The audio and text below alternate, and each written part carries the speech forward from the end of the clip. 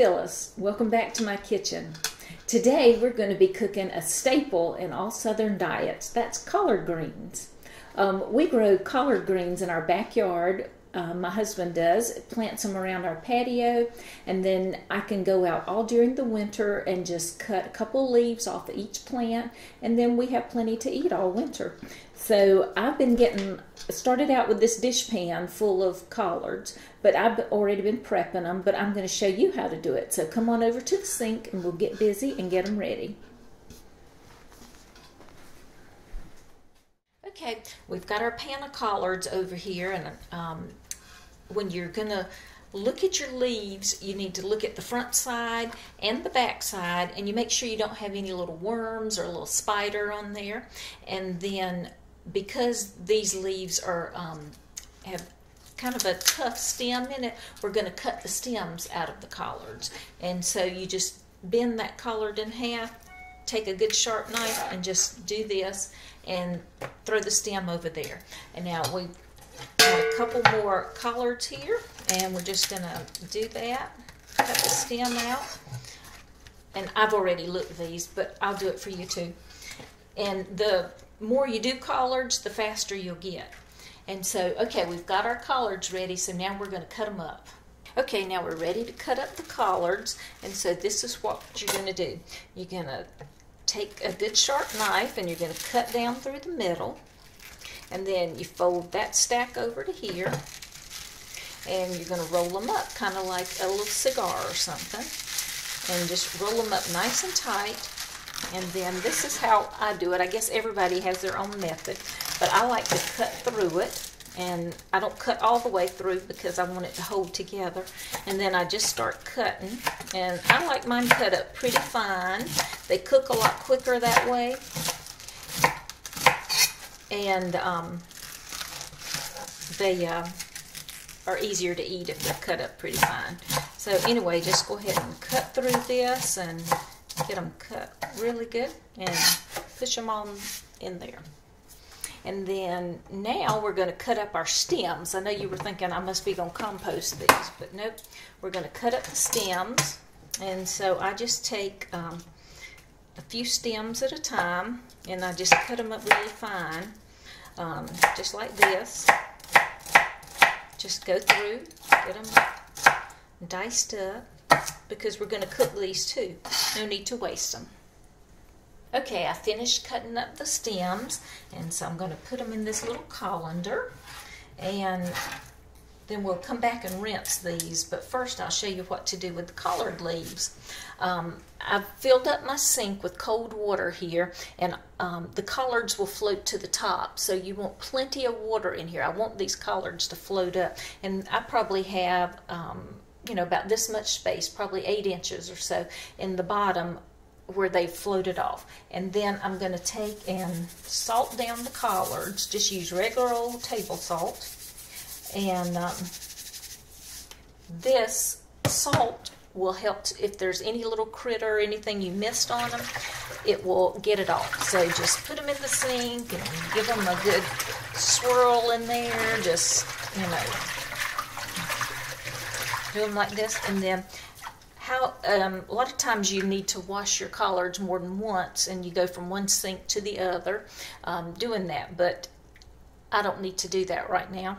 My collards were pretty clean, and so the way I can tell if my collards are clean, though, after I've let them sit in the sink for just a little while, I just stick my hand in, and because I told you they float, you just run your hand on the bottom, and if you feel a lot of grit or dirt in the bottom, you know you need to be changing them over and putting them in a clean water and wash them again.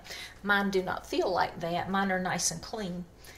And so the stems I have here, we're just going to take, and this is a little colander, and we're just running cold water on them, and just give them a good little rinse there, and just make sure they're all rinsed. Now we're going to be ready to cook. We're going to get down to the serious part, but I usually let the collards sit in the sink like this for at least 20 minutes. I feel that salt water will get anything off of them in about 20 minutes. So let's get over to the stove and start cooking. Okay, since we're cooking a dish pan full of collards, we need the big pot for cooking today. But in order to cook collards, we need to do some seasoning. And so for my seasoning, we're going to use some applewood smoked bacon. And I've just taken one piece of thick cut applewood sliced smoked bacon. And we're going to I've cut it real tiny into little pieces. I guess that's called lardons of bacon, and we're just going to put them in the pan, and I'm going to let it cook the fat out, because we all know pork fat rules. So we'll just come back in just a second and I'll have this bacon all cooked up.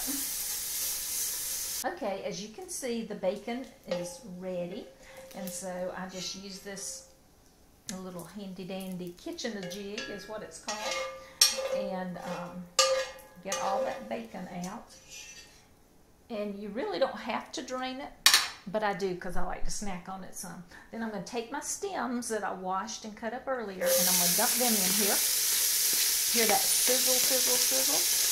And so we're going to cook those a little bit before we put the collards in. And so just toss them around in that bacon fat there, and you can just watch them change color a little bit. They just get a really bright, intense color. And I've also gotten my collards out of the sink, and they are in the dish pan, and they're just about ready to go into the pan. Okay, my stems are cooked, they're ready, and I've been standing here snacking on the bacon. I love bacon. And we are going to now, just to the pot, go ahead and put all the collard greens in there. So just start stacking them up. And they'll cook down, so don't think that this is like enough to feed an army off of. But it is a lot, the collards. And we love collards, but collards are also good for you. I looked it up, and you get 30% of your day's fiber in there, and 25% of your daily calcium in a thing of collards. So that's just a little bit of trivia. But I got all the collards in the pot, and I'm going to pour in a can of chicken broth, and I'm going to turn my heat to medium-high right now, and going to put some salt on them, and I just salt them by look, so just put some salt, probably teaspoon and a half of salt. Remember, you had that salty bacon in there. And then you're going to take and put a sprinkle of sugar, just kind of like you did with salt. That's probably a teaspoon of sugar. And we're just going to let it sit here and cook for a minute. And what I like to do after they start, I kind of turn them over in here so that the ones on the top get to the bottom. And then I cook them with the lid off for the first few minutes. And then I'll put the lid on, but I don't put it on all the way. I just kind of turn it on the pot. And that way the collards don't get this really dark color, and they get a really dark, yucky, unappetizing look if you cook them too long. So that's the big secret, don't cook them too long. But anyway, we're going to let these cook for a few minutes, and we'll come back and put the lid on.